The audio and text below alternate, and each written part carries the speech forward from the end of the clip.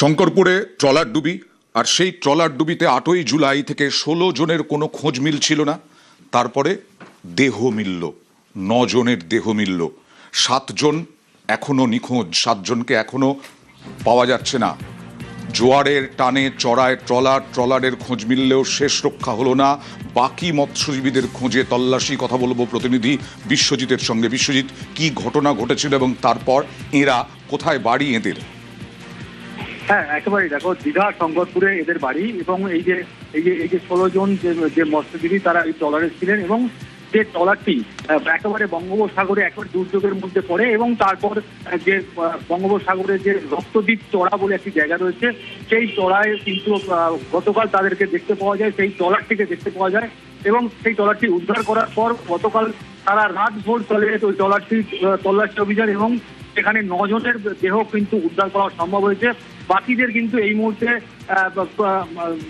Sundarban police জেলা এবং যে কোস্ট গার্ড রয়েছে তাদের যে দল, প্রতিনিধি দল, তারা কিন্তু সমুদ্রের বিভিন্ন জায়গায় কিন্তু তারা তল্লাশি অভিযান চালাচ্ছে। এই মুহূর্তে আজকের ওই 9 জন মৎস্যজীবী দেহকে কিন্তু কাকদ্বীপ হাসপাতাল মর্গে আনা হয়েছে। তবে পোস্টমর্টমের পরে কিন্তু কোনো রকম শনাক্তিকরণ করা যাচ্ছে না, কারণ যে দেহগুলি দীর্ঘদিন ধরে জলে পড়েছিল এবং সেই কারণে সেই দেহে পচন ধরে গিয়েছে, অর্থাৎ মুখের যে আকার, সে আকার একেবারে পাল্টে গিয়েছে। সেই কারণে প্রশাসন থেকে যেটা যে প্রক্রিয়াটা শুরু করা হয়েছে যে প্রত্যেকের ডিএনএ টেস্ট করা হবে এবং সেই মতো পরিবার এবং যে দেহগুলি রয়েছে প্রত্যেকের ব্লাড স্যাম্পল কালেকশন করা হয়েছে এবং সেই যে ব্লাড স্যাম্পল কিন্তু কলকাতায় পাঠানো হবে এবং যে দেহগুলি রয়েছে সেই দেহগুলি কিন্তু যে কলকাতায় যে কাঁটাপুকুর মঠ রয়েছে সেখানে কিন্তু নিয়ে যাওয়া হবে।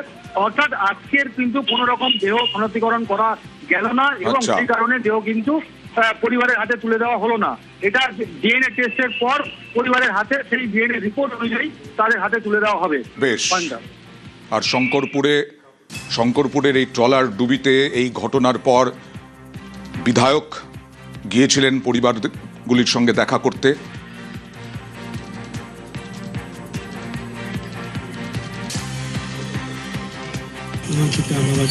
সুকুমার সম্ভবত 2 তারিখে বেরিয়েছিল, 4 তারিখ 5 তারিখ অবধি আমরা শুনতে পেলাম যোগাযোগ ছিল আমার মালিকেরই পার্শ্ববর্তী লঞ্চের সাথে।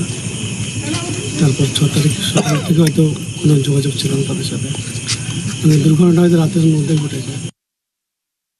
6 তারিখ ওয়ারলেসের সঙ্গে যোগাযোগ বিচ্ছিন্ন হয়। তারপর থেকে সেখানে ক্যাম্প করে পুলিশ প্রশাসন, কোস্টাল গার্ড ডিপার্টমেন্ট, সমস্ত নেভি, সমস্ত সিস্টেমকে ড্রোন, ক্যামেরা, যে কপ্টারের, তার মাধ্যমে গতকালই ডুবন্ত অবস্থায় তাকে লোকেট করা গেছে এবং সেই ট্রলারের ভেতরেই 9 জন মৎস্যজীবীর মৃতদেহ আপাতত উদ্ধার করা গেছে এবং এখনো 6 জন, মোট 15। সরকার শোক সন্তপ্ত পরিবারের এই শোক কাটিয়ে ওঠার জন্য তাদের পাশে থাকা